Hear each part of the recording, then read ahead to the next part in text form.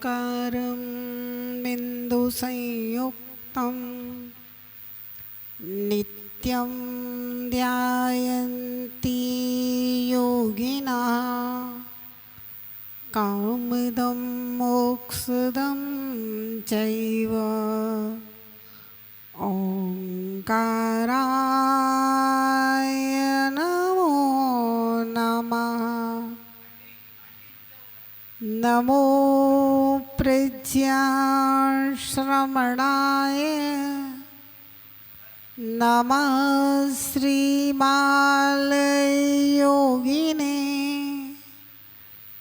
नमो आचार्यदेवाय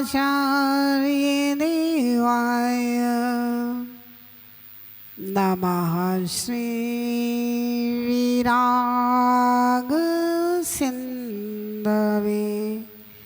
नमः श्री विशुद्ध सिंधवे। जय बोले अनंतानंद पंचपरमेष्ठी भगवान ने की। देवारी देव एकीकरण से चिंतामणि पार्श्वनाथ भगवान ने की। अंतिम तीर्थेश वर्तमान शासन नायक भगवान महावीर स्वामी की। परम पूज्य समाधि सम्राट गणाचार्य गुरुदेव जी 108 विराग सागर जी महाराज की। परम पूज्य चर्य शिरोमणि पट्टाचार्य गुरुदेव जी 108 विशुद्ध सागर जी महाराज की।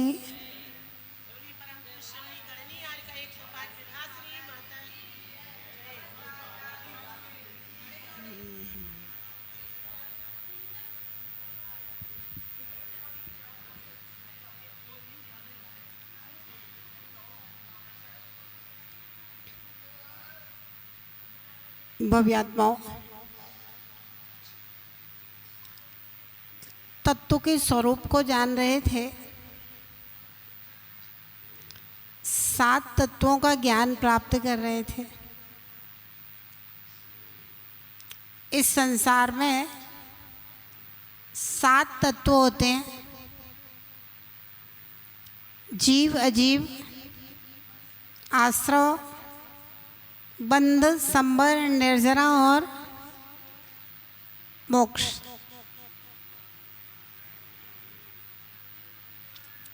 जीव जिसमें चेतना पाई जाती है, जो अनुभव करता है, ज्ञान दर्शन पाया जाता है, जानने देखने की जिसमें क्षमता है, संवेदना है, वह जीव है। अजीव जिसमें ज्ञान दर्शन नहीं है, संवेदना नहीं है, चेतना नहीं पाई जाती, जानता देखता नहीं, अजीव। अजीव तत्व के 5 भेद किए गए हैं: पुद्गल, धर्म, अधर्म, आकाश और जो भी दिखता है सब पुद्गल है। जो भी सुनता है ध्वनि तरंग है, पुद्गल। जो सूंघते हैं पुद्गल, जो चखते हैं पुद्गल, और जो छूते हैं पुद्गल। मतलब 5 इंद्रियों से जिन जिन वस्तुओं को हम ग्रहण कर रहे हैं वो सब। शरीर दिखता है, दिखता है कि नहीं? छू सकते हैं उसको, तो क्या है? पुद्गल। आत्मा दिखती है क्या? दिखती है आत्मा? नहीं दिखती ना। और आत्मा में सुख दुख का भेदन होता है ना। अगर शरीर में से आत्मा निकल जाती है तो उसको जला दिया जाता है और वो कुछ भी नहीं बोलता शरीर। और अगर जिंदा आदमी को जलाओ तो चीखेगा, चिल्लाएगा, प्रतिकार करेगा। क्यों?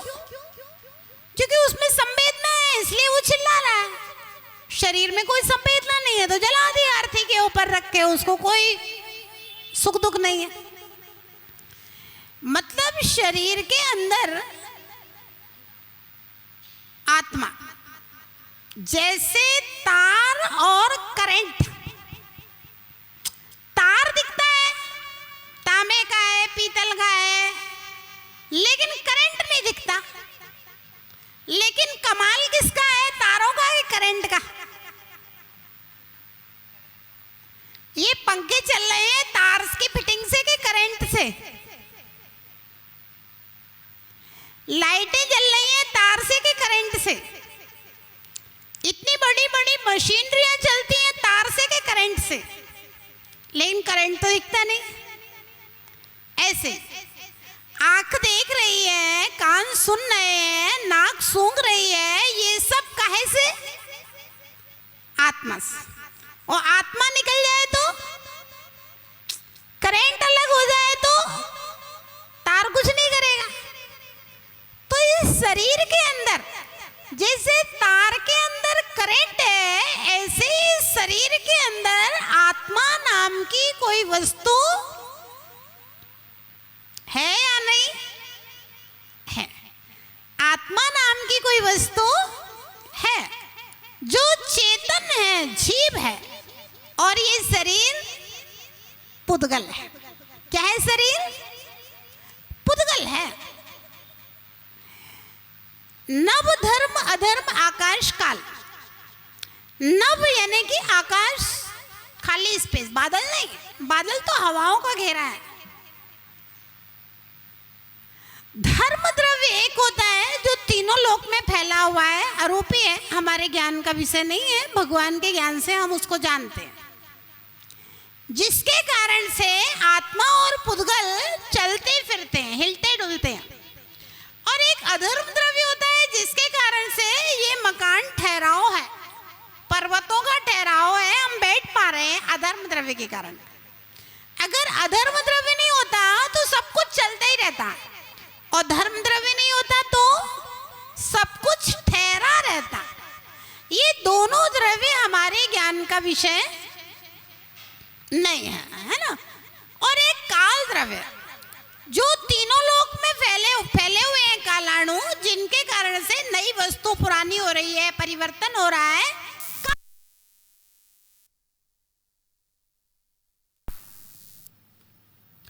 परिवर्तन हो रहा है काल द्रव्य के निमित्त से। काल नहीं हो तो फिर परिवर्तन नहीं होगा। तो देखिए, जीव को हम जानने देखने की क्षमताओं से समझते हैं। पुद्गल को दिखता है, इससे समझ लेते हैं हम स्थूल पुद्गलों को। और आकाश हम देख लेते हैं, भाई ये खाली स्थान है, ये आकाश। लेकिन धर्म अधर्म और काल द्रव्य है, ये तीनों द्रव्य केवली भगवान के ज्ञानगम में है, हमारे ज्ञानगम में नहीं है। और हम लोग भगवान के वचनों के ऊपर श्रद्धा करते हैं कि नहीं करते? नान्यथावादिनो जना, जिनेंद्र भगवान अन्यथा नहीं बोलते हैं, इसलिए हम उनकी बात के ऊपर श्रद्धा करते हैं। तो एक जीव द्रव्य होता है और 5 अजीव द्रव्य होते हैं जिनमें चेतना नहीं पाई जाती। आश्रम कर्म आ रहे हैं। क्यों आ रहे हैं? क्योंकि हम राग द्वेष कर रहे हैं, इसलिए कर्म आ रहे हैं। आश्रम बंध, शुभ अशुभ बंध के फल में हम जो रति करते हैं, राग द्वेष करते हैं, कलह करते हैं, कसाय करते हैं, इससे क्या होता है? कर्म बंध होता है। और संबर, अगर हम सम्यक्त को प्राप्त करें, महाव्रतों को धारण करें, तो कर्मों का आना रुक सकता है। लेकिन हम क्या करते हैं? वैराग्य और ज्ञान को तो कष्टदायी मानते हैं। आत्महित हेतु विराग ज्ञान ते लखे आपको कष्टदान। वैराग्य और ज्ञान, घर गृहस्थी में आदमी खूब मेहनत कर लेगा। अगर सीजन का समय हो तो दुकान में सुबह से शाम तक, रात में 12 बजे तक लगा रहेगा। भूख प्यास नहीं लग रही, कह दो भैया एक उपवास कर लो, आज चतुर्दशी है। अरे भैया दिन भर खा लो, आज चतुर्दशी का दिन है, शाम को 7 बजे रात होती है, ठीक है भैया 7 बजे सही, 6 बजे 7 बजे सुबह तक के लिए चारों प्रकार के आहारों का त्याग कर दो तो अरे बहुत गर्मी है, कहीं रात में प्यास लग गई तो उठ के पानी पीना पड़ेगा। आत्महित हेतु विराग ज्ञान ते लखे आपको कष्टदान। कष्टदायी लगते हैं, आत्मा का हित जिनके द्वारा होता है वो सब कष्टदायी लगते हैं। कर्म की निर्जरा कैसे होती? इच्छाओं को रोकने से। इच्छा निरोधो तपा, लेकिन रोके ना चाह निज शक्ति खोए, शिव रूप निराकुलता ना जोए। चाह को नहीं रोकता है और अपनी शक्तियों को खो देता है। 12 तप के द्वारा कर्म की निर्जरा होती है, और जब सारे कर्मों की निर्जरा होती है तो आत्मा निराकुल अवस्था को प्राप्त होकर के सिद्धालय में जाकर के विराजमान। ये 7 तत्वों का स्वरूप है। लेकिन ये जीव क्या करता है? जो अनित्य वस्तुएं हैं सबको नित्य माने हुए हैं और लगाए दाएं दाएं संग्रह करने में, और पता चला जिंदगी भर संग्रह करते करते अटैक आया और 1 मिनट में प्राण गए, सब छूट गया। साथ में क्या गया? जो पाप बांधा था, पाप की गठरिया लेकर चला गया। काल आया, मृत्यु आई, संक्लेश भाव कर लिया, सो अति संक्लेश भाव से मर के नरक में चला गया। अरे मरना ही है। धीरेण भी मरितव्यम, निधीरेण भी अवश्य मरितव्यम, यदि दोय भी मरितव्यम, परम धीरेण मरितव्यम।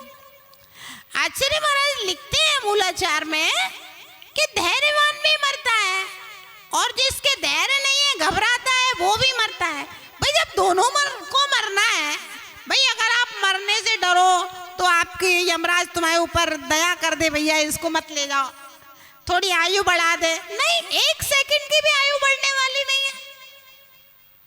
सिकंदर था ना, सिकंदर से कल्याण मुनि ने बोल दिया तुम अपने यूनान वापस नहीं पहुंच पाओ। सिकंदर ने बहुत कोशिश की, अंतिम समय में बोला कि जब मेरा जनाजा निकाला जाए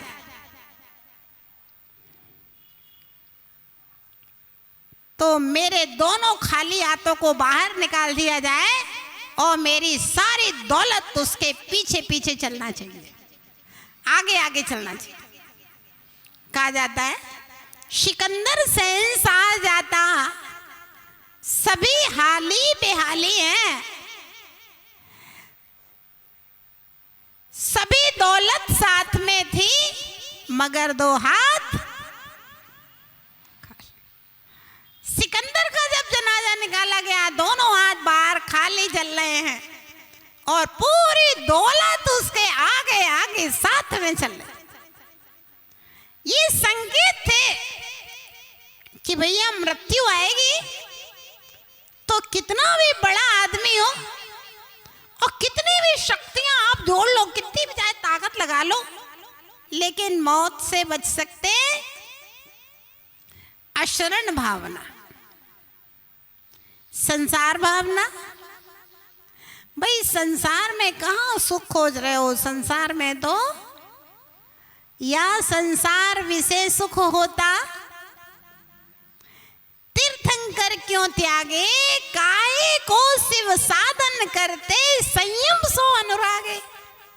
ये जीव संयम से, धर्म से, भगवान की आराधना से अनुराग क्यों करता है?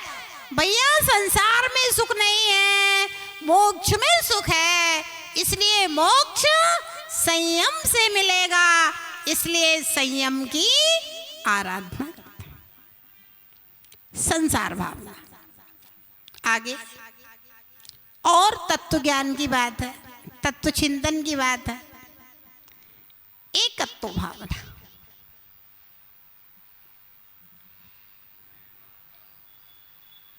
भैया पता नहीं कौन से पुण्य का उदय था, जो मनुष्य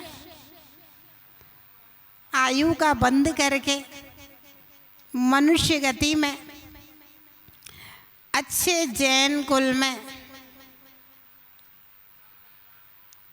सदगृहस्थ अच्छे माता के गर्भ में आ गए।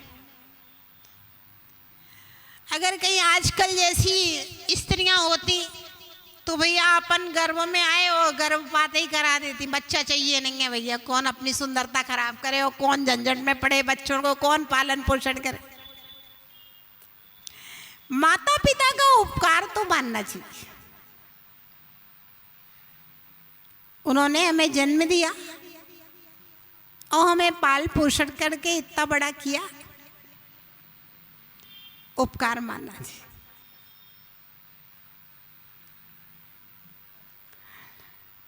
ना कुछ हो तो कम से कम 20 साल तक तो माता पिता बच्चों के लिए पालते हैं। अगर तुम आधे दिन 10 साल भी अगर माता पिता की सेवा कर दो तो कम से कम उनका बुढ़ापा अच्छे से निकल जाए, उनकी मृत्यु अच्छे से हो जाए, बुढ़ापा अच्छे से निकल जाए और उनकी मृत्यु अच्छे से। वैसे 10 साल भी आवश्यकता नहीं पड़ती, मुझे लगता है सामान्य से साल 2 साल 5 साल आवश्यकता पड़ती है। बाकी तो अपने हाथ चल पैर चलते रहते हैं, तो अपना काम अपने हाथ से आदमी करते ही रहता है 60-70 साल तक।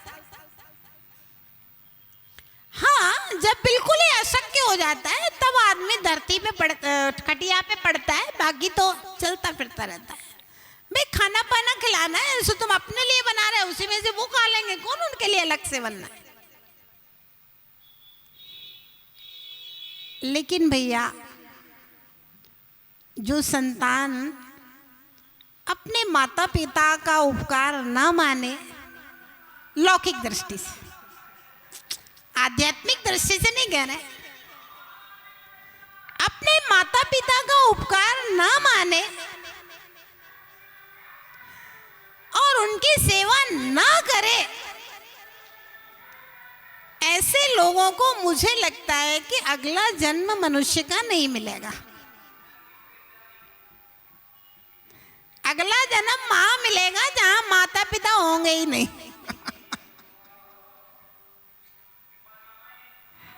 वहां मिलेगा जहां जो इतना क्रूर है, अपने माता पिता से ही प्रेम नहीं कर सकता है, अपने पालनहार के लिए ही अगर दाल रोटी ना दे सके, जिसने तुम्हें जन्म दे करके अपना घर द्वार संपत्ति सब दे दी, तुम्हारे घर में उसके रहने के लिए एक कमरा ना हो, एक जगह ना हो, तो भाई ऐसा व्यक्ति मुझे नहीं लगता कि अगले जन्म में उसको माता पिता मिलेंगे। अगले जन्म में तो वो बिना माता पिता के ये चीटी चीटा मच्छर मक्खी बनने वाला है।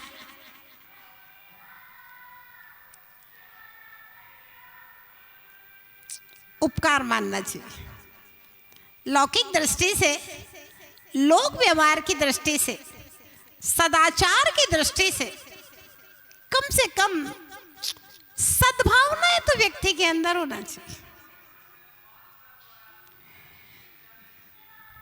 जन्म हमने जान लिया है, बहुत ज्यादा मोह कर लेते हैं।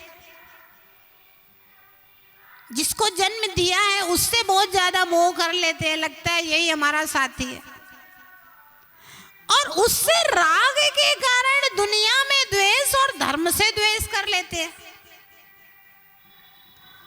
तो कह रहे भैया लोक व्यवहार तो निभाना, परस्पर में मिलकर के करे ना, लड़ाई झगड़ा मत कर।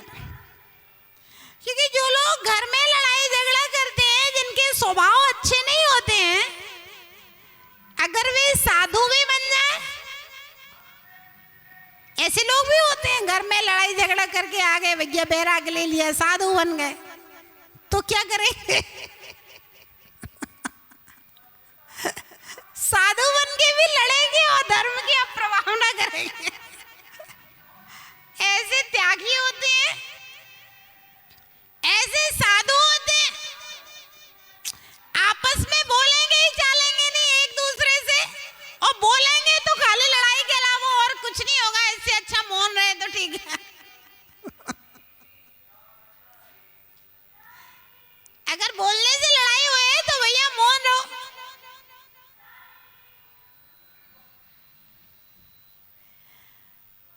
तो जो लोग अपने माता पिता के प्रति कृतज्ञ नहीं हैं, उनके प्रति सद्भावनाएं नहीं रखते हैं, ऐसा व्यक्ति यदि साधक भी बन जाएगा ना, तो फिर वो यहां भी लड़ाई झगड़ा करेगा, आपस में पटरी ही नहीं खाएगी किसी की किसी से। सद्भावनाएं तो होना चाहिए, सद्भावनाओं के लिए मनाही नहीं है, लेकिन तत्व चिंतन होना चाहिए। लोक व्यवहार पूरा निभाओ, लेकिन जब अपनी आत्मा के विषय में विचार करो तब जरूर ऐसा चिंतन करो, जन्मे मरे अकेला चेतन, सुख दुख का भोगी, और किसी का क्या एक दिन यह दे जुदी होगी। कमला चलत न पेड़ जाए मरघट तक परिवारा, अपने अपने सुख को रोवे। भैया अगर सिर में दर्द हो जाए तो वो वेदना आपको ही भोगना है। अगर आपका पुण्य है तो कोई सिर दबा देगा, पुण्य नहीं है तो कोई सिर दबाने वाला भी नहीं मिलेगा। कोई सिर भी दबा देगा तब भी वेदना आपको ही भोगना है।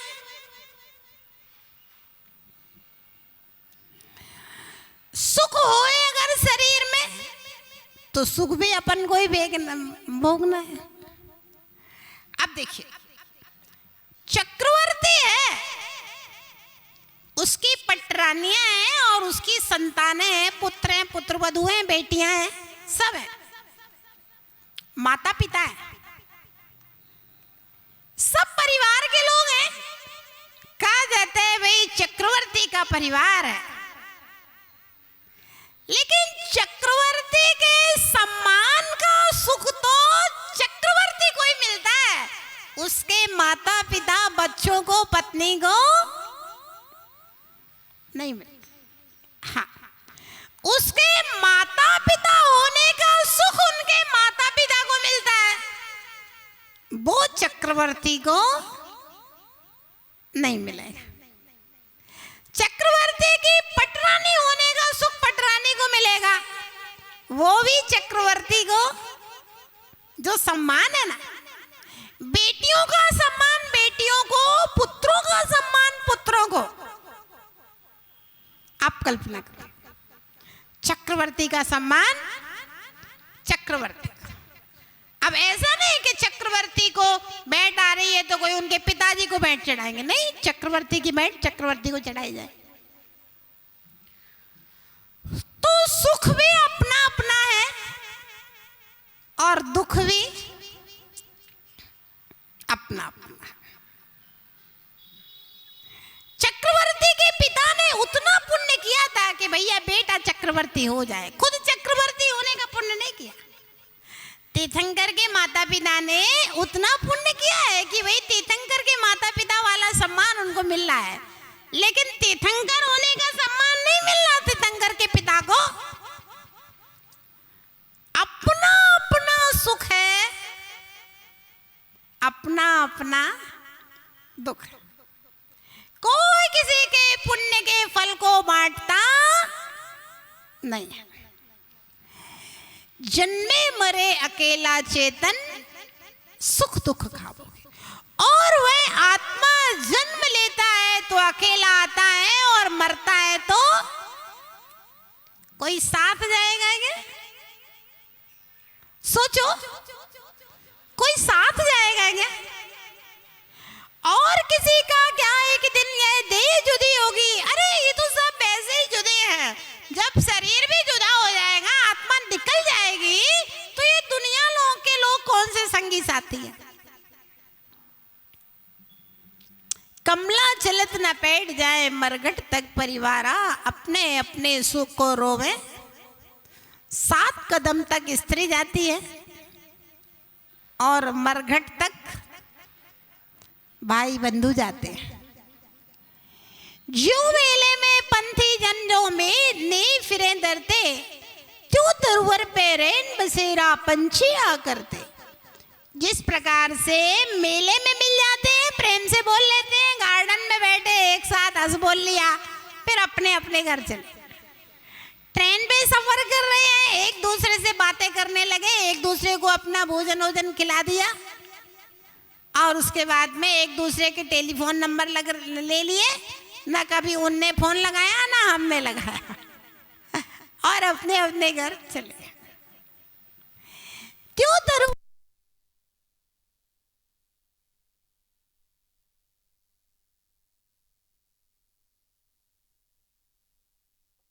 दो कोस कोई उड़ फिर थर तक आ रहे हैं, 2-4 कोस साथ में उड़ते हैं, फिर अपनी अपनी दिशाओं में चले जाते हैं। जाए अकेला हंस संग में कोई ना परना। अकेला ही मेरा आत्मा जाएगा, अकेला ही अपने पंखों से उड़ता है, कोई किसी के लिए पंख मारने वाला नहीं। तो इस प्रकार से भव्य आत्माओं, मैं एकाकी एकत्तुलिए सब ही आते, धन जन को साथी समझा था पर वे भी छोड़ चले जाते।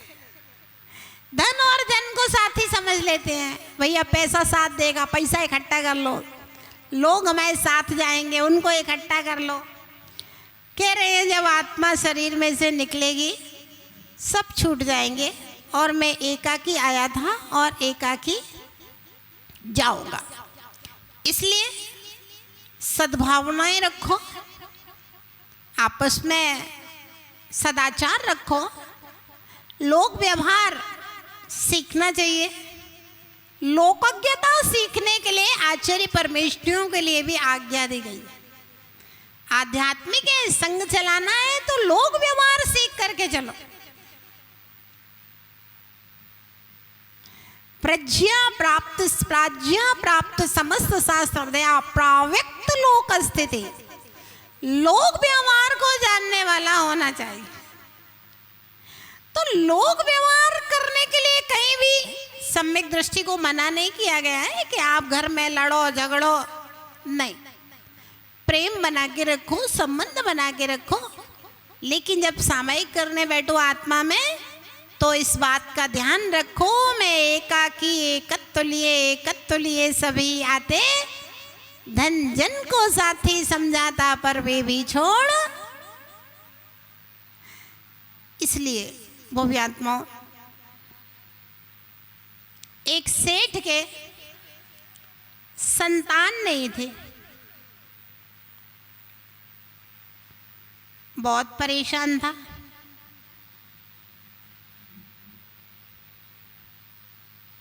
खूब सारे पूजा पाठ कराए, ज्योतिषियों से पूछा, सब किया। जैसे तैसे करके संतान पैदा हो गई। संतान तो हो गई, बड़ा हो गया। गुरुजी ने उपदेश दिया था, सेठ जी आशीर्वाद तो देता हूं, लेकिन संतान पैदा हो जाए तो दीक्षा ले लेना। सेठ ने कहा था हाँ ठीक है, दीक्षा ले लूंगा।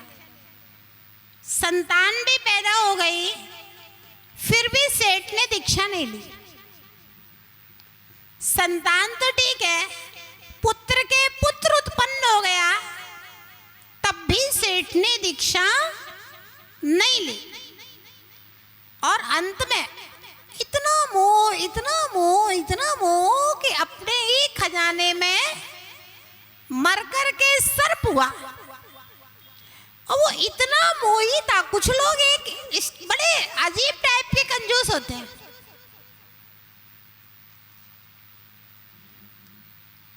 कुछ लोग ऐसे होते हैं दूसरे को नहीं देंगे।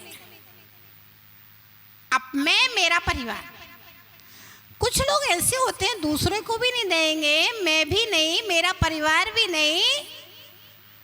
मतलब वो अपने पैसे से अपने अच्छे से खा भी नहीं सकते, खुद ही नहीं खा सकते, दूसरे को खिलाने तो बात क्यों। कौड़ी कौड़ी माया जोड़ी, बन गए लाख करोड़ी, दान करी ना खाई खर्ची, आखिर को सब छोड़ी। बहुत कंजूस मक्खी चूस से था, तो मर कर के अपने ही खजाने में काला नाग बन गया। अब वो तो अपने पुत्र को भी कोई चीज नहीं लेने दे, मेरी कमाई हुई है, फुसकार है जैसे पुत्र जाए तो। एक दिन पुत्र ने क्या किया, सांप पकड़ने वाले को बुला लिया।